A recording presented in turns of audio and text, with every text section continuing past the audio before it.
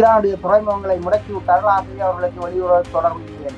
இது அப்படி இல்லை. இது முட்டாள்தனமான செய்திகள் வெளியே வரும். உண்மையில ஈரானுக்கு இன்னும் ஒரு கடல் வழி பாதை இருக்கிறது. இவர்கள் எதை எதிர்பார்த்தார்களோ, இவருடைய மூலக்கரு எதுவோ அதை அவர்கள் ஈரானியர்கள் கைவிடவில்லை. அவர்கள் இருமாப்பாக இருக்கிறார்கள். அந்த பேச்சுக்கே இடமில்லை என்று. ஆகவே ஈரான் ஒரு அணுகுண்டை செய்யும். அவ்வாறு செய்து விட்டால் அவர்கள் வெளியில நின்று ஒன்று கொக்கரிக்க முடியுமே தவிர வேறு எதையுமே செய்ய முடியாது. அடுத்தது, இந்த யுத்தம் இன்னும் 12 நாளுக்குத்தான் நடக்கும். அதுக்கு பிறகு அமெரிக்க படையினர் யுத்தத்தை நடத்த முடியாது. ஏனென்றால் ஈரானியர்கள் மிக தந்திரோபாயமாக போர் யுக்திகளை கையாளுகிறார்கள். அவர்கள் யுத்தத்திலே அரசியலையும் அவர்கள் கலந்து செய்கிறார்கள். அதாவது சர்வதேச அரசியலை எவ்வாறு கடந்து செல்ல வேண்டும் என்பதை அவர்கள் நன்கு உணர்ந்திருக்கிறார்கள். அந்த அடிப்படையிலே அவர்கள் லாபகமாக இதை காய்களை நகர்த்தியிருக்கிறார்கள். யுத்தத்தை எதிர்பார்த்து காத்திருந்தார்கள் என்றுதான் சொல்ல வேண்டும். அதாவது அமெரிக்கா தங்கள் மீது அமெரிக்காவும் இஸ்ரேலும் ஒரு தொடர் தாக்குதலை தொடுக்கும் என்று அவர்கள் எதிர்பார்த்தார்கள். அதே போல அவர்கள் ஒரு தரைவழி தாக்குதலையும் எதிர்பார்த்தார்கள். அதாவது அமெரிக்கா நினைக்காத இன்னும் ஒரு படி மேலே போய் ஈரான் இந்த சண்டையில பெரிய பொருளாதார இழப்பை சந்தித்தது என்பதில் இந்த மாற்றுக்கருத்தில் பெரும் அழிவுகளை சந்தித்தது என்பதில் மாற்றுக்கருத்தில். ஆனால் அவர்கள் யுத்தத்திலே தோல்வி அடையவில்லை. அவர்கள் தாங்கள் இறங்கி வரவில்லை. அவர்களுடைய ஆட்சி மாற்றம் என்ற அமெரிக்காவினுடைய அந்த இருமாப்புக்கு அடிபணியவில்லை என்பது இங்க முக்கியமான. ஈரான் இன்னும் 6 மாதத்துக்கு நின்று பிடிக்கும். பலர் சொல்வார்கள் ஈரான் இன்னும் நீண்ட காலத்துக்கு நின்று பிடிக்க முடியாது. ஈரான் இன்னும் 6 மாதத்துக்கு நின்று பிடிக்கக்கூடிய வசதிகளும் வாய்ப்புகளும் அவர்களுக்கு இருக்கிறது என்பதை பலர் மறந்து ஈரானில் என்ன நடக்கிறதோ, ஈரான் அளிக்கப்பட்டது என்ற எல்லா செய்திகளும் சொல்வார்கள். ஈரானால் ஏதாவது நடந்தால் அது செல்ல மாட்டாங்க. அதாவது மேற்குலக ஊடக மாஃபியாக்கள் ஒருவரை கெட்டவனாக்குவதற்கு பெரிய அளவு முயற்சி செய்யும். அது கடாபியா இருக்கலாம், சதாம் ஹுசைனா இருக்கலாம், எல்லோரையும் அவ்வாறுதான் செய்தார். உலக தமிழர் அறிந்தே ஆக வேண்டிய உண்மைகளை தேடி ஒரு உடறப்பு. ஊடகத்துறையில் சாதிக்க வேண்டுமா? லங்காஸ்ரீயில் இணையுங்கள். Video editor, content creator, news editor பணிக்கு இப்போதை விண்ணப்பியுங்கள். ஸ்ரீ காளிமாதா ஜோதிடம், பிரபல ஜோதிடர் பண்டித் மகாராஜா. தொழில், காதல், திருமணம், குழந்தை பாக்கியம் மற்றும் மந்திர சூனிய பிரச்சனைகளுக்கு நிரந்தர தீர்வு. இன்றைய ஊடர்ப்பு நிகழ்ச்சியில் நம்மோடு இணைந்திருக்கக்கூடியவர் பிரித்தானியாவில் இருக்கக்கூடிய அரசியல் ஆய்வாளர் திவாகரன் அவர்கள். ஊடர்ப்பு நிகழ்ச்சியின் சார்பில் உங்களை வரவேற்பதில் மகிழ்ச்சி. வணக்கம். வணக்கம் தமிழரசு. சர்வதேச ரீதியாக அதிமுக்கியத்துவம் வாய்ந்திருக்கக்கூடிய ஈரான், அமெரிக்கா, இஸ்ரேல் இடையிலான முருகல் நிலையும், அதன் பின்னர் இப்போது லெபனானோடு இஸ்ரேல் ஏற்படுத்தியிருக்கக்கூடிய முதற்கட்ட சமரச முயற்சியும், தற்போது மீண்டும் ஈரான் மற்றும் அமெரிக்கா இடையில் இடம்பெறப் போகின்ற ஒரு சமரச முயற்சியும் என்று கூறப்படுகிறது. ஆனாலும் கூட இந்த போரின் தன்மை என்பது ஒட்டுமொத்த உலக நிலைப்பாடுகளையும் சீர்குலைய வைத்திருக்கின்றது. பலர் கூறுகிறார்கள் அமெரிக்காவின் நிலைப்பாட்டில் வெற்றி அல்லது அமெரிக்கா தான் நினைத்ததை சாதித்திருக்கின்றது என்று. உங்களுடைய பார்வையில் இந்த பூகோள அரசியல் எப்படி தென்படுகிறது? அதாவது அமெரிக்காவின் நிலைப்பாட்டில், அதாவது அமெரிக்கா எதை விரும்பியதோ அதை செய்திருக்கிறது. ஆனால் அதாவது பென்டகன், இப்ப அமெரிக்கா விரும்புவது என்பது பென்டகன் விரும்புவதுதான். இங்க அமெரிக்காவினுடைய ஜனாதிபதி சொல்கின்ற ஒவ்வொரு வார்த்தைகளும் அது அவர் அவர் அவர் பொறுப்புடையவராக இருக்கிறார். ஆனால் அமெரிக்காவினுடைய பென்டகன் எடுக்கிற முடிவை நடைமுறைப்படுத்துவதற்கு ஒரு ஆள் தேவை. அதாவது எல்லாவற்றுக்கும் தலையாட்டக்கூடிய, எல்லாவற்றுக்கும் யோசிக்காமல் வாய் திறக்கக்கூடிய ஒரு ஆள் தேவை. வாயில் பூட்டு போடாத ஒரு மனிதன் தேவை. அப்படி ஒரு மனிதனாகத்தான் இந்த ட்ரம்ப்பை அவர்கள் ஜனாதிபதியாக கொண்டு வந்தார்கள். ஆகவே இந்த மத்திய கிழக்கு ஒரு சமாதானமாக அமைதியாக இருந்தால் அவருடைய வளர்ச்சி வேகம் அதிகரிக்கும் என்பதனால அந்த வளர்ச்சியை கட்டுப்படுத்துவதற்காகத்தான் இந்த பென்டகன் எடுத்த முடிவுதான் இந்த ஈரானை கட்டுப்படுத்துவது, அல்ல ஈரானை பின்னோக்கி ஒரு 15-20 வருடங்கள் பின்னோக்கி தள்ளுவது. அதில் அவர்கள் வெற்றி பெற்றிருக்கிறார்கள். அதாவது அமெரிக்காவும் இஸ்ரேலும் இந்த விடயத்திலே அவர்கள் வெற்றி பெற்றிருக்கிறார்கள். ஆனால் இந்த வெற்றியின் பின்னால் ஏற்படக்கூடிய விளைவுகள் என்னென்றால் அமெரிக்காவுக்கு மிக பாதகமான சூழலையே ஏற்படுத்தும். இந்த ஈரானுடைய முக்கியமான இராணுவ தளங்கள் மற்றும் அவருடைய நிர்வாக மையங்கள், அவருடைய பொருளாதார மையங்களை இவர்கள் அழித்தொழித்ததனால அவர்கள் அதை மீள்கட்டுமானம் செய்வதற்கு நீண்ட காலம் எடுக்கும். அதனால ஈரானை பின்னுக்கு தள்ளி போடலாம் என்பது இவருடைய எதிர்பார்க்கை. அதை செய்து விட்டார்கள். ஆனால் இந்த அணுவாயுத உற்பத்தி, அணுகுண்டு வெடிப்பை இவர்கள் செய்யக்கூடாது, அணுக்கரு ஊட்டக்கூடாது என்பதை தடுப்பதற்காக இந்த பேச்சுவார்த்தை மேசையிலே 20 ஆண்டுகளுக்கு அணுவாயுத கட்டுப்பாட்டை விதிக்க முற்பட்டார்கள். அதை ஈரான் மறுத்து விட்டது. ஆகவே ஈரான் இவர்கள் எதை எதிர்பார்த்தார்களோ, இவருடைய மூலக்கரு எதுவோ அதை அவர்கள் ஈரானியர்கள் கைவிடவில்லை. அவர்கள் இருமாப்பாக இருக்கிறார்கள். அந்த பேச்சுக்கே இடமில்லை என்று. ஆகவே ஈரான் ஒரு அணுகுண்டை செய்யும். அவ்வாறு செய்து விட்டால் இந்த யுத்தம் இனிமேல் ஈரான் மீதான தாக்குதல்கள் நடக்காது. ஆகவே ஈரானை கட்டுப்படுத்துவதற்கான வழிவகைகளை இவர்கள் தெரிவு செய்த விதத்தில் தவறான முடிவுகளை எடுத்து விட்டார்கள். இப்போது இவர்கள் அதாவது ஈரானை கட்டுப்படுத்த ஈரானோடு சண்டையிட்டார்கள், தாக்குதல் நடத்தார்கள். ஈரான் அடிபணியவில்லை. ஈரானுடைய ஆட்சி மாற்றத்தை கொண்டு வர முடியவில்லை. ஏனென்றால் கடந்த 40 ஆண்டுகளாக ஈரான் ஒரு ஈரானிய தேசியவாதம் வளர்ச்சி அடைஞ்சு அங்கே தீவிரமடைந்து அது முறுக்கேறிவிட்டது. ஆகவே இனி ஈரானில் ஒரு ஆட்சி மாற்றத்தை கொண்டு வருவது இலகுவான காரியமே கிடையாது. ஆனாலும் இந்த தாக்குதல்களின் பின்னர் எதையுமே சரிவராது என்ற முடிவில தான் முதலாவது கட்ட பேச்சுவார்த்தைக்கு அமெரிக்கா இறங்கி போனது. இந்த பேச்சுவார்த்தையிலும் இந்த அணுவாயுத ஒப்பந்தம் என்ற விடயம் வருகின்ற போது அது ஈரான் அதற்கு உடன்படாததுனால இவர்கள் இப்போது ஹோமோஸ் நீரிணையை மூடிவிட்டு ஹோமோஸ் நீரிணைக்குள் யாரும் பிரவேசிக்க முடியாது என்ற ஒரு தடையை போட்டிருக்கிறார்கள். ஹோர்மோஸ் நீரிணையை ஈரான் முடக்கி வைத்திருக்கிறது. முடக்கி வைத்துவிட்டு அவர்கள் சொன்னார்கள் தங்களுடைய நட்பு நாடுகளுக்கெல்லாம் துறந்து இருக்கிறது, அமெரிக்கா தங்களுடைய எதிரிகளுக்கும் எதிரியுடைய நண்பர்களுக்கும் தான் அது மூடப்பட்டிருக்கிறது என்று ஈரான் அறிவித்ததன் மூலம் அது சர்வதேச ரீதியில தன்னை பாதுகாத்து கொண்டு விட்டது, சர்வதேச அபிப்பிராயத்தையும் பெற்றுவிட்டது. ஆனால் அமெரிக்கா என்ன செய்தென்றால் முட்டாள்தனமாக போய் ஹோர்மோஸ் நீரிணைக்கு முன்பகுதினா வளைகுடா, அதாவது ஓமான் வளைகுடாவை தடை செய்துவிட்டது. ஓமான் வளைகுடாவில் கப்பல்கள் போக்குவரத்துக்கு தடை என்றவுடன் உலகளாவிய எந்த கப்பலும் போக முடியாது என்பது இப்போது கடும் சீற்றம் அமெரிக்கா மீது திரும்பிவிட்டது. ஆகவே தங்கள் மீது ஏவப்பட்ட அம்பை அமெரிக்கா மீது திருப்பி விட்டார்கள் ஈரானியர்களா. அவர்கள் அதில் ராஜதந்திர ரீதியில் அவர்கள் வெற்றி பெற்று விட்டார்கள். இரண்டாவது, இவர்கள் இவ்வாறு ஏமன் வளைகுடாவை தடுத்து இந்து சமுத்திரத்துக்குள் எந்த கப்பலும் போக முடியாது, அதே போல வளைகுடாவுக்குள்ளும் போக முடியாது தடுத்திருந்த இந்த வேளையில சீனாவினுடைய 3 கப்பல்கள் வெளியேறி இருக்கின்றன. இவர்களால் தடுக்க முடியவில்லை. ஏனென்றால் சீனாவுடைய கப்பல் மீது கை வைத்தால் இந்த இந்து சமுத்திரத்தில் ஏற்கனவே ஈரான் சீனாவுடைய போர்க்கப்பல்கள் வந்து நிற்கின்றன. ஆகவே தாக்குதல்கள் எங்கே இருந்தும் வரலாம். அவருடைய கப்பலை தாக்கினால் நிச்சயமாக அதாவது சீனா பதிலடி தாக்குதல் ஒன்றை இங்கே செய்யும் என்பதை நாங்கள் எதிர்பார்க்க வேண்டும். ஆகவே அப்படி ஒரு தாக்குதல் நடந்தால் பிறகு யார் தாக்குறார்கள் என்ற விடயம் தெரியாமல் போகும். ஆகவே அமெரிக்கா அந்த விஷயத்தில அமைதியாக இருந்து விட்டது. ஆகவே இப்ப அமெரிக்காவுக்கு நிகரான வல்லவன் தான் என்பதை சீனா நிரூபித்திருக்கிறது இந்த விஷயத்துல. இரண்டாவது, எல்லோரும் எதிர்பார்ப்பார்கள் அதாவது ஈரானுடைய துறைமுகங்களை முடக்கி விட்டார்கள், ஆகவே அவர்களுக்கு வெளியுறவு தொடர்பு இல்லை என்று. இது அப்படி இல்லை. இது முட்டாள்தனமான செய்திகள் வெளியே வரும். உண்மையில ஈரானுக்கு இன்னும் ஒரு கடல் வழி பாதை இருக்கிறது. அதை யாரும் கண்டுகொள்வதில்லை. அந்த பாதை தான் கஸ்பியன் கடல்ல இருந்து வோல்காடன் சேனல் கால்வாய் ஊடாக சேவு கடலுக்கு போய் கருங்கடலுக்கு போய் அப்படியே கருங்கடலால மத்திய கடல் வந்து அது ஐரோப்பாவுக்கான வர்த்தகத்தை செய்யும். ஆகவே ஈரானுக்கு இன்னும் ஒரு கடற்பாதை இருக்கிறது என்பதை பலர் தெரிந்திருக்க வாய்ப்பில்லை. ஈரானுக்கு நிச்சயமாக 5 துறைமுகங்கள் இருக்கின்றன. கஸ்பியன் கடல்ல முக்கியமான 5 துறைமுகங்கள் இருக்கின்றன.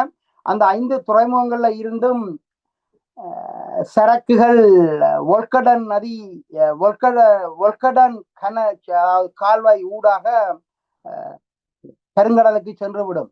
ஆகவே அவர்களுக்கு ஒரு பாதை இருப்பது என்பதை நாங்கள் மறந்துவிடக் கூடாது. ஈரான் ஒட்டுமொத்தமாக தடுக்கப்படவில்லை. ஈரானிய கப்பல்கள் செல்ல முடியாது என்று சொல்வது மிக தவறானது.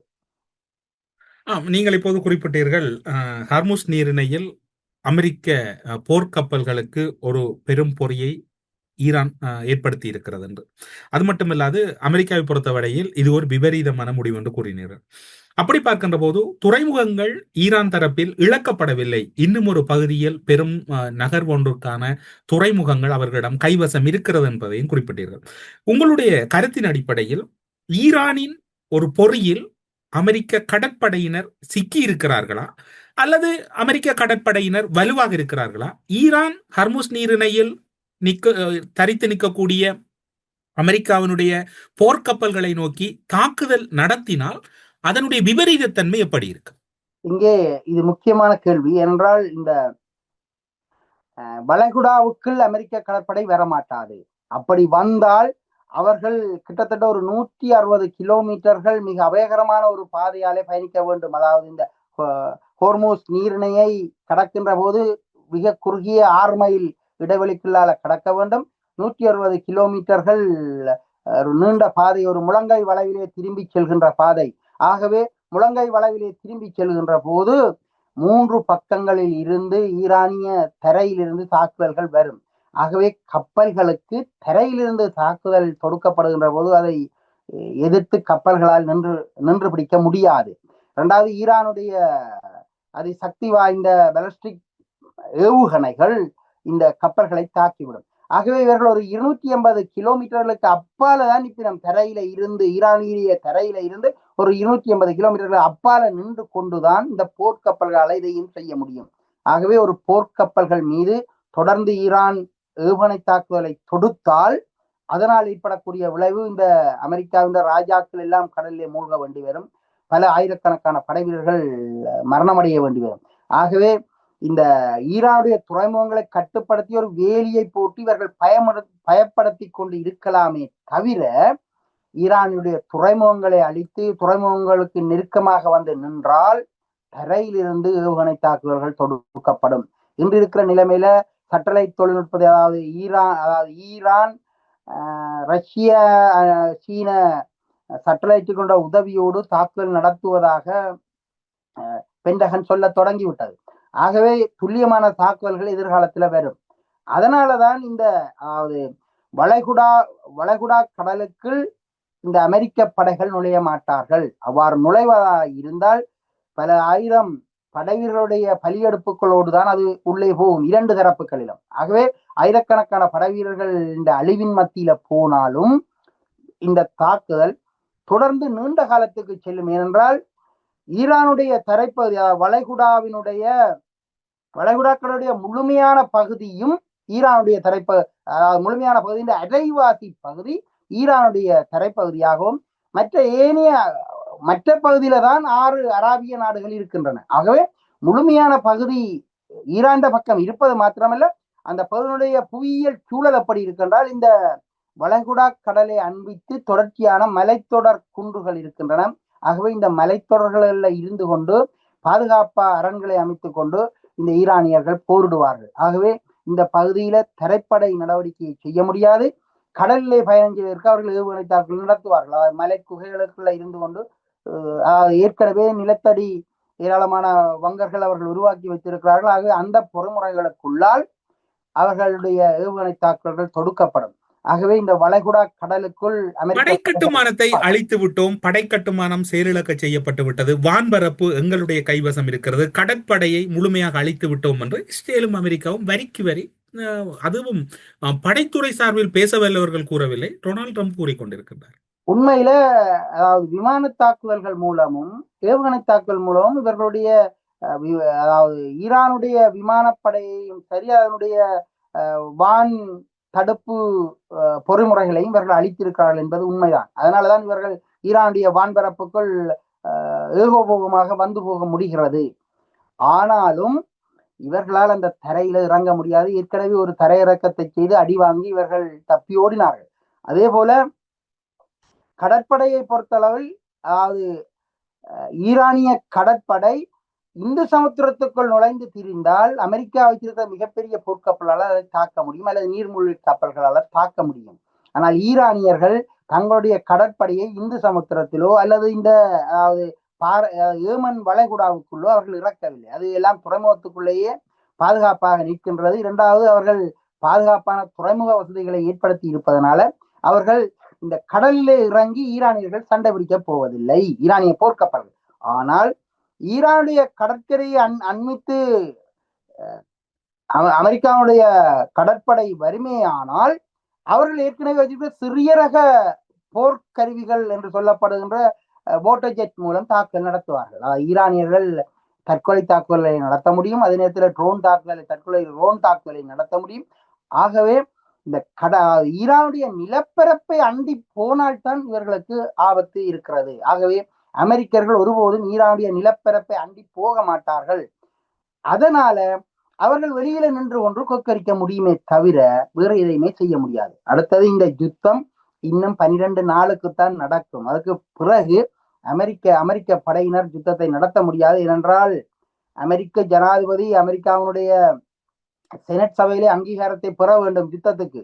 ஆகவே இப்போது தற்காப்பு தாக்குதல் நடத்தி கொண்டிருக்கிறோர். இப்போது பெரிய நெருக்கடி வருகின்ற போது செனட் அங்கீகாரம் வழங்க மாட்டாது. 60 நாட்களுக்குள் பிறகு ஒரு யுத்தத்தை நடத்துவதற்கு அனுமதி பெற முடியாத சூழல் ஏற்பட்டிருப்பதனால் இன்னும் 12 நாட்களுக்கு தான் இந்த யுத்தத்தை ட்ரம்பால தொடர முடியும். அதற்கு பிறகு ட்ரம்ப் ஆலை சுருட்டி கட்டி கொண்டு போக வேண்டும். அடுத்த 30 நாட்கள் இருக்கிறது படைகளை வாபஸ் பெறுவதற்கு. ஆகவே இங்க ஈரான் இந்த அமெரிக்க அவனுடைய அரசியலமைப்பையும் அது சாதகமாக பயன்படுத்துகிறது. இந்த அரசியலமைப்பை சாதகமாக பயன்படுத்தித்தான் இந்த கால நீடிப்பை செய்து இவர்களை மீள முடியாத தோல்விக்கு இட்டு செல்கிறார்கள். ஈரானியர்களை இவர்கள் கட்டுப்படுத்துவதற்காக மேற்கொள்ளப்பட்ட இந்த அணையின் மூலம் அதாவது அராபியர்கள் மிக பாரதூரமாக பாதிக்கப்படுகிறார்கள். Qatar, Bahrain, Kuwait. அது ஒரு முக்கியமான வினாவாக உங்களுடன் கேட்பதற்கு முன்னர் நீங்கள் இப்போது 12 நாட்களுக்கு மேலதிகமாக இவரால் அந்த யுத்தத்தை கொண்டு செல்ல முடியாது என்று கூறினீர்கள். அதனை அறிந்ததனால் தான் ஈரான் அந்த குறிப்பிட்ட கால அவகாசம் வரைக்கும் முழுமையாக தன்னை தக்க வைத்துக் கொண்டிருக்கின்றதா? இந்த யுத்த களமுனையிலிருந்து அகலாமல் தன்னை ஒரு யுத்தம் செய்கின்ற பலத்தோடு இருக்கின்ற அந்த சூழலை தொடர்ச்சியாக ஏற்படுத்தி வருவது என்பது இந்த எதிர்பார்ப்புக்காக. நிச்சயமாக. அதாவது ஈரானியர்கள் மிக தந்திரோபாயமாக போர் யுக்திகளை கையாளுகிறார்கள். அவர்கள் யுத்தத்திலே அரசியலையும் அவர்கள் கலந்து செய்கிறார்கள். அதாவது சர்வதேச அரசியலை எவ்வாறு கடந்து செல்ல வேண்டும் என்பதை அவர்கள் நன்கு உணர்ந்திருக்கிறார்கள். அந்த அடிப்படையிலே அவர்கள் லாபகமாக இதை காய்களில் நகர்த்தி இருக்கிறார்கள். இங்கே ஈரான் இந்த சண்டையிலே பெரிய பொருளாதார இழப்பை சந்தித்தது என்பதில் இந்த மாற்று கருத்தும் இல்லை, பெரும் அழிவுகளை சந்தித்தது என்பதில் மாற்று கருத்தும் இல்லை. ஆனால் அவர்கள் யுத்தத்திலே தோல்வி அடையவில்லை. அவர்கள் தாங்கள் இறங்கி வரவில்லை. அவர்களுடைய ஆட்சி மாற்றம் என்ற அமெரிக்காவினுடைய அந்த இருமாப்புக்கு அடிபணியவில்லை என்பது இங்க முக்கியமானது. ஆகவே இந்த யுத்தத்தை அதாவது இவ்வளவு காலம் இழுத்து கொண்டு வந்ததற்கான காரணமே இந்த 60 நாளை பார்த்து கொண்டிருக்கிறார்கள். இந்த 60 நாள் கடந்தவுடன் அமெரிக்காவில டொனால்ட் ட்ரம்புக்கு எதிரான கோஷங்கள் வலுப்பெற தொடங்கி விட்டன. ஆகவே இந்த அமெரிக்க ஜனாதிபதிக்கு இருக்கிற அதிகாரங்களை கட்டுப்படுத்துகின்ற 1973 ஆண்டு செனட் சட்டத்தின்படி இந்த அதாவது அமெரிக்க ஜனாதிபதிக்குரிய போர் பிரகடன அதிகாரங்கள் குறைக்கப்பட்டு விட்டன. செனட்டிடம் அது சென்று விட்டது. ஆகவே இந்த நிக்சன் மேற்கொண்ட அதாவது வியட்நாம் போரின் மீது இரகசியமாக லாவோஸ் மீதும் கம்போடியா மீதும் மேற்கொண்ட இராணுவ நடவடிக்கைகளும் அதனால் ஏற்பட்ட அழிவுகளும் இவர்களுடைய அதாவது செனட்டுக்கு தெரியாமல் செய்த விஷயங்களினால் அமெரிக்க ஜனாதிபதிக்கு இருந்த அதிகாரம் பிடுங்கப்பட்டது 1973 ஆண்டு. அந்த சட்ட மூலத்தின் மூலம் இப்போது ட்ரம்ப் கட்டுப்படுத்தப்படுகிறார். ஆனாலும் அதை மீறியும் சில வேளைகளில் சில விடயங்களில் ட்ரம்பால தொழிற்பட முடியும். பென்டகன் முடிவெடுத்தால் இது செய்ய வேண்டும் என்று அவர்கள் முடிவெடுத்தால் இந்த 10 நாள் இன்னும் ஒரு 5 நாள் கூட்டலாமை தவிர வேறு எதையுமே செய்ய முடியாது. எல்லாத்துக்கும் ஒரு வரையறை இருக்கிறது. அது ஒரு 5 நாள் கூடலாம். அநேகமாக 5 நாள் கூடுவதற்கான வாய்ப்புகள் இல்லை. இவர்கள் ஏதோ ஒரு உடன்பாட்டுக்கு ஈரானுடன் வருவார்கள். அதே நேரத்தில் ஈரான் மீது மேற்கொள்ளப்பட்ட இவ்வளவு தாக்குதலுக்கும் பெரும் நஷ்ட ஈடு கொடுக்க வேண்டி வரும். அதற்கும் அமெரிக்கா தயாராக இருக்கும், அது கொடுக்கும். ஏனென்றால் அவர்கள் அதை பற்றி இந்த மேற்குலக ஊடகங்கள் குலைக்க மாட்டார்கள். இந்த மேற்குலக ஊடகங்களை பொறுத்தளவில் ஈரானில் என்ன நடக்கிறதோ, ஈரான் அழிக்கப்பட்டது என்ற எல்லா செய்திகளும் சொல்லுவார்கள். ஈரானால் ஏதாவது நடந்தால் அதை சொல்ல மாட்டார்கள். ஏதாவது தாங்கள் விரும்பியதை செய்யக்கூடிய இந்த ஊடக மாஃபியாக்கள் தான் இப்போது இருக்கிறது உலகத்துல.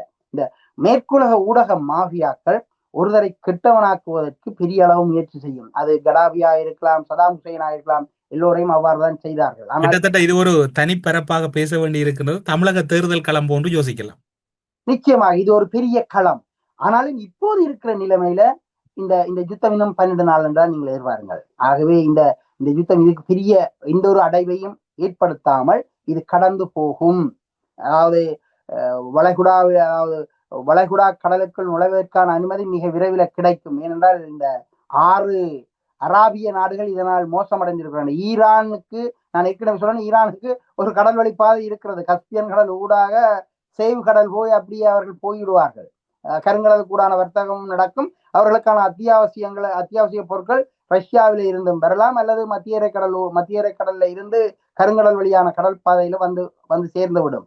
ஆனால் ஏனைய நாடுகளுக்கு அவ்வாறு சவுதி அரேபியா இந்த நாடுகளை ஏமனும் சவுதி அரேபியாவும் தவிர ஏனைய 5 நாடுகளுக்கும் இந்த கடல் போக்குவரத்து இல்லை, கடல் போக்குவரத்தான பாதை இல்லை. ஆகவே பொருட்கள் வருவது மிக கடினமானது. விமான போக்குவரத்து தடைப்பட்டிருக்கின்ற என்ற அடிப்படையில இந்த நாடுகள் நீண்ட நாளைக்கு நின்று பிடிக்க முடியாது. ஈரான் இன்னும் 6 மாதத்துக்கு நின்று பிடிக்கும். பலர் சொல்வார்கள் ஈரான் இன்னும் நீண்ட காலத்துக்கு நின்று பிடிக்க முடியாது. ஈரான் இன்னும் 6 மாதத்துக்கு நின்று பிடிக்கக்கூடிய வசதிகளும் வாய்ப்புகளும் அவர்களுக்கு இருக்கிறது என்பதை பலர் மறந்து விடுவார்கள். அவர்கள் நீண்ட காலமாக தயார்படுத்திய ஒரு பின்தளம் இருக்கின்றது இல்லையா? இந்த யுத்தத்துக்காக ஒரு நீண்ட கால தயார்படுத்தல் இல்லையா? இப்போது யுத்தத்தை எதிர்பார்த்து காத்திருந்தார்கள் என்றுதான் சொல்ல வேண்டும். அதாவது அமெரிக்காவும் இஸ்ரேலும் ஒரு தொடர் தாக்குதலை தொடுக்கும் என்று அவர்கள் எதிர்பார்த்தார்கள். அதே போல அவர்கள் ஒரு தரைவழி தாக்குதலையும் எதிர்பார்த்தார்கள். அதாவது அமெரிக்கா நினைக்காத இன்னும் ஒரு படி மேலே போய் ஒரு தரை தாக்குதல், அதற்கான முன்னோட்டமும் இடம்பெற்றதுதான். இஸ்பகான் பகுதியிலே அதற்கான ஒரு ஆயத்தம் இடம்பெற்று அதிலும் ஒரு பின்னடைவு அமெரிக்காவுக்கு ஏற்பட்டது. அதிலும் முக்கியம், அது ஒரு பின்னடைவு. அது ஒரு தரை இறக்க தாக்குதல். தரை வழியாக ஈராக்கின் தரை வழியாகவோ அல்லது துருக்கியுடைய தரை வழியாகவோ படையெடுத்து வந்தால் கூட ஈரானின் நிலப்பரப்புக்குள் ஒரு 60-70 கிலோமீட்டருக்கு அப்பால நகர முடியாது. ஏற்கனவே அங்க மலைத்தொடரை அவர்கள் பண்ட் போல பயன்படுத்தி தாக்குதல் தொடுப்பார்கள். ஆகவே உள்ளுக்கு இறங்கினாலும் பாலைவனத்தில் நிற்க முடியாது. இதுதான் அந்த ஈரானுடைய நிலப்பரப்பில் இருக்கிற பிரச்சனை. ஆகவே ஈரானியர்கள் எதிர்பார்த்து காத்திருந்தார்கள். தங்களுடைய 31 மாகாணங்களையும் தனித்தனி நிர்வாக அலைகளாக பிரித்து ஒரு மாகாணத்தினுடைய கட்டளை வராவிட்டாலும் அடுத்த மாகாணம் தன்னிச்சையாக செயற்படக்கூடிய வகையிலே அவர்கள் ஒரு போர் உத்தியை கையாண்டிருக்கிறார்கள். ஆகவே ஈரானை இவர்கள் தரைவழியில போனாலும் கூட 31 மாகாணங்களில் 30 மாகாணங்களை கைப்பற்றினாலும் ஒரு மாகாணம் சண்டை பிடிக்கும் என்ற நிலைமையில தான் இருக்கிறது. ஆகவே இந்த ஒழுங்குகள் பென்டகானுக்கு தெரியும். ஆகவே அவர்கள் அந்த தரைவழி தாக்கலை ஒருபோதும் விரும்ப மாட்டார்கள். அவ்வாறு நடத்தினால் ஒரு மீள முடியாத ஒரு யுத்தத்துக்குள் அமெரிக்கா இழுத்து செல்லப்பட்டு தன்னுடைய சூப்பர் பவரை இழந்து விடும். இந்த உலகுக்கு தலைமை தாங்க முடியாத சூழலை தோற்றுவிக்கும். அதே நேரத்துல ஏற்கனவே ஏதாவது 2ஆம் உலகப் போரில் பலம் வாய்ந்த நாடு சூரியன் அஸ்தமிக்காத தேசம் அஸ்தமித்த போது அந்த பாத்திரத்தை அமெரிக்கா பெற்றுக்கொண்டது. அதே போல மத்திய கிழக்குல ஒரு நீண்ட யுத்தத்துக்கு போனால் அமெரிக்கா இந்த பாத்திரத்தை சீனா பெறும் என்பதில் எந்த மாற்று கருத்தும் கிடையாது. அதற்கான எல்லா வசதிகளும் வாய்ப்புகளும் எல்லா முஸ்தீப்புகளிலும் சீனா ஈடுபட்டிருக்கிறது என்பதை இங்க நாங்கள் கவனத்தில் கொள்ள வேண்டும். ஆகவே இந்த ஒரு நிலவை நீடிக்கின்ற போது சீனாவை கட்டுப்படுத்துவதற்காகவே மேற்கொள்ளப்பட்ட இந்த யுத்தத்தின் மூலம் சீனாவை தாங்களே முடிசூடுவதற்கு அமெரிக்கர்கள் விரும்ப மாட்டார்கள். ஆகவே இந்த யுத்தம் மிக விரைவில் 12 நாள்ல முடிவடைவதற்கான சாத்தியங்களே அதிகம் உள்ளது. இந்த செவ்வியிலே இன்னும் ஒரு முக்கியமான பகுதியை நீங்கள் உரையாடி இருந்தீர்கள். அதாவது மத்திய கிழக்கு. இப்போது ஈரான், அமெரிக்கா, இஸ்ரேலுக்கு இடையில் நடந்த யுத்தத்தில் முழுமையாக தன்னுடைய பெரும் வளங்களை இழந்திருக்கின்றது மத்திய கிழக்கு. இதனை மத்திய கிழக்கு எப்படி ஈடு செய்ய போகிறது? ஏன் ஈரான் இவ்வளவு தாக்குதல் நடத்தியும் மத்திய கிழக்கு ஈரான் மீது ஒரு யுத்தத்தை தவிர்த்தது? அல்லது மத்திய கிழக்கு தாக்குகின்ற போதெல்லாம் அதனை தடுத்து தாக்குதல் நடத்தியதை ஒழிய எதிர்த்தாக்குதல் நடத்தவில்லை. இந்த 2 விடயங்களும் ஏன் இடம்பெற்றது? மத்திய கிழக்கை பொறுத்தளவில் அதாவது ஈரானுடைய அமைவிடம் தான் காரணம். ஈரானுடைய அந்த லொகேஷன், ஈரானை மீறி இந்த ஹோர்முஸ் நீரிணை கூடாக ஒரு வர்த்தகத்தை செய்ய முடியாது. கட்டாராக இருக்கலாம், பஹ்ரைனாக இருக்கலாம், அல்லது குவைட்டாக இருக்கலாம், எமிரேட்ஸாக இருக்கலாம். இந்த 4 நாடுகளும் இந்த அதாவது ஹோர்முஸ் நீரிணையை நம்பியே வாழ்கின்றன. இந்த ஹோர்முஸ் நீரிணை கூடாகவே அவருடைய அதாவது எண்ணெய் ஏற்றுமதி நடக்கிறது. ஆகவே இந்த நாடுகள் இந்த கடலை பாவிக்காவிட்டால் அவர்கள் வீழ்ந்து போய்விடுவார்கள். இரண்டாவது, இந்த 4 நாடுகளும் மிகச் சிறிய நாடுகளாக இருக்கிறார்கள். கட்டார், பஹ்ரைன், குவைத் இவைகள் மிகச் சிறிய நாடுகள், தாக்கு பிடிக்க முடியாது. இரண்டாவது, இந்த வளைகுடா கடல்ல இருந்தால் அவர்களுக்கான நன்னீர் பெறப்படுகிறது. ஆகவே இந்த கடற்கரை ஓரங்களில் வளைகுடாவில அதாவது இந்த ஈரானுடைய கடற்படை தான் நடமாடுகிறது. அவருடைய வேகமான தாக்குதல் படகுகள் அங்க தாக்குதல் நடத்தும். ஆகவே இந்த ஈரான் மீது இந்த நாடுகள் ஒரு போரை தொடுத்தால் ஈரான் இவருடைய அடிக்கட்டுமானங்கள் மீது தாக்குதலை நடத்தி அழித்துவிடும். அவ்வாறு ஒரு அடிக்கட்டுமானத்தை அழித்து விட்டால் இங்கே நீரே கிடைக்காது. பாலைவனத்தில் நீர் கிடைக்காவிட்டால் இவர்கள் வறண்டு செத்து போய் விடுவார்கள். ஆகவே அப்படி ஒரு பாரதூரமான முடிவை இந்த அராபியர்கள் எடுக்க மாட்டார்கள். சவுதி அரேபியா தவிர்ந்த ஏனையவர்கள் ஈரான் மீது ஒரு தாக்குதலை தொடுக்க முடியாது. அவ்வாறு தொடுத்து ஈரான் அவர்கள் மீது ஒரு பதில் தாக்குதலை நேரடியாக தொடுக்க துவங்கினால் அவர்கள் ஈரான் இறங்க தரையிறங்க போவதில்லை. ஆனால் இவர்கள் இங்கிருந்து இவர்களிடம் இருக்கின்ற நவீன இந்த பாலிஸ்டிக் மிசைல்கள் அவர்களுடைய மண்ணை பதம் பார்க்கும். ஆகிய அவர்கள் நின்று பிடிக்க முடியாது. அதனாலதான் அவர்கள் அங்க தாக்குதல் தொடுக்காமல் இருக்கிறார்கள். இவர்களுக்கு ஈரானியர்கள் கட்டாயம் தேவை. ஈரானியோட ஒரு சுமூகமான உறவை பேண வேண்டியது கட்டாயம் இருக்கிறது. சவுதி அரேபியா பெரிய நிலத்தொடர், அதற்கு வளைகுடாவிலும் கடற்பரப்பு இருக்கிறது, செங்கடலிலும் அவர்களுக்கு கடற்பரப்பு இருக்கிறது. ஆகவே அவர்களுக்கு ஒரு பக்க பாதை திறந்தே இருக்கிறது. ஆனால் இவர்களுக்கு பாதை இல்லை. அதாவது எமிரேட்ஸுக்கோ கட்டாருக்கோ குவைட்டுக்கோ பஹ்ரைனுக்கோ பாதைகள் இல்லை. ஆகவே அவர்கள் ஈரானியோடு அண்டி பிழைக்க வேண்டியவர்களாகவே இருக்கிறார்கள். நீங்கள் இப்போது குறிப்பிட்ட விடயத்திலே இன்னும் ஒரு விடயம் இருக்கின்றது. ஈரானினுடைய இராணுவத்தின் சார்பில் பேச வல்லவராக இருக்கக்கூடிய லெப்டினன்ட் கர்னல் இப்ராஹிம் அவர்கள் குறிப்பிட்டிருந்தார், அமெரிக்காவை பார்த்து வாஷிங்டன் டிசியாக இருக்கலாம் அல்லது நியூயார்க் நகரமாக இருக்கலாம், எங்களிடம் 500க்கும் மேற்பட்ட கண்டம் விட்டு கண்டம் பாயும் ஏவுகணைகளையும் நாங்கள் பயன்படுத்தாமல் வைத்திருக்கிறோம், எங்களை நீங்கள் இலேசாக மதிப்பிட வேண்டாம் என்று அந்த இராணுவத்தின் சார்பில் பேச வல்லவராக இருக்கக்கூடியவர் மிகவும் சாதாரணமாக எதனையும் ஒரு பெரிய அளவிலே கோபப்படாமல் இலேசாக கூறிக்கொள்கின்றார். இந்த கருத்துக்களையும் ஒரு இராணுவத்தின் சார்பில் பேச வல்லவராக, உங்களுக்கு ஈழப்போர் இடம்பெற்ற போது இராணுவ விவகாரங்களை மிக நுணுக்கமாக எழுதியொருவர் என்கின்ற வகையில் இந்த இராணுவத்தின் சார்பில் பேச வல்லவராக இருக்கக்கூடிய இப்ராஹிமினுடைய 500க்கும் மேற்பட்ட கண்டம் விட்டு கண்டம் பாயும் ஏவுகணைகளையும் அதன் பின்னர் அவர் கூறுகின்ற ஒவ்வொரு கருத்தையும் நீங்கள் எப்படி பார்க்கிறீர்கள்? அதாவது இப்ராஹிம் அவர்கள் கல்வி அறிவிலும் அவர்கள் உச்ச நிலையில இருப்பவர். அவர் ராஜேந்திர ரீதியிலும் அவர் சாணக்கியமாக பேச வல்லவராக இருப்பதை அவருடைய பேச்சுக்கள் இருந்து பார்க்க முடிகிறது. மற்றது அவர் மிக நிதானமாக பேசுவதிலிருந்து அவர்கள் இந்த தாக்குதல்கள் அமெரிக்க தாக்குதல்களை எதிர்பார்த்து இருப்பது மாத்திரமல்ல, அதை எவ்வாறு முறியடிக்க வேண்டும் என்பதில் அவர்கள் திடசங்கற்பம் பூண்டிருக்கிறார்கள் என்பதை காட்டுகிறது. அவர் குறிப்பிட்ட இந்த பாலிஸ்டிக் மிசைல்கள் கண்டம் விட்டு கண்டம் பாயும் பாலிஸ்டிக் மிசைல்களை பயன்படுத்துவோம் என்று சொன்னாலும் கூட அவர்கள் மிக அமைதியாக இருக்கிறார்கள். என்றால் அதாவது தங்களுடைய தொழில்நுட்பம் முழுமையாக தெரியக்கூடாது என்பதிலே அவர்கள் தெளிவாக இருக்கிறார்கள். இதுல இன்னும் ஒரு படி, அவர்கள் இந்த இந்து சமுத்திரத்துல இருக்கிற டியாகோ கார்சியா தீவின் மீது ஒரு 2 ஏவுகணைகளை அனுப்பி பார்த்தார்கள். அதை அவர்கள் இடைமறித்து அளித்தாலும் கூட டியாகோ கார்சியா 4000 மைல்கள்ல இருக்கிற டியாகோ கார்சியாவை தங்களால் எட்ட முடியும் என்பதை அவர்கள் நிரூபித்திருக்கிறார்கள். தொடர்ச்சியாக டியாகோ கார்சியா மீது அவர்கள் ஏவுகணைகளை அனுப்பினால் 2, 3, 5 டியாகோ கார்சியா மீது விழும். அவ்வாறு விழுந்தால் டியாகோ கார்சியா மிகச் சிறிய தீவு, எல்லாம் சின்ன பின்னமாகி போய்விடும். இந்த டியாகோ கார்சியா, அதாவது இந்த வரலாற்று ரீதியாக பார்க்கின்ற போது இந்து சமுத்திரத்தை கட்டுப்படுத்துவதற்கு இந்து சமுத்திரத்தின் மத்தியில் உள்ள தீவுகள் தேவைப்பட்டது. இப்போது இந்து சமுத்திரத்தில் உள்ள மத்தியில் உள்ள தீவுகள் தேவைப்படாமல் இந்து சமுத்திரத்தின் கரையோர கண்டப்பகுதியை அண்டியுள்ள தீவுகள் தான் இப்போது தேவையாக இருக்கிறது. அதாவது இலங்கை தீவு போல கண்டங்களை அண்டி இருக்கிற தீவுகள் தான் தேவையாக இருக்கிறது. ஆப்பிரிக்காவில் மடகஸ்கார் போல, லாமோ தீவு போல, அதாவது பர்மாவின் கோர்கோ தீவு போல,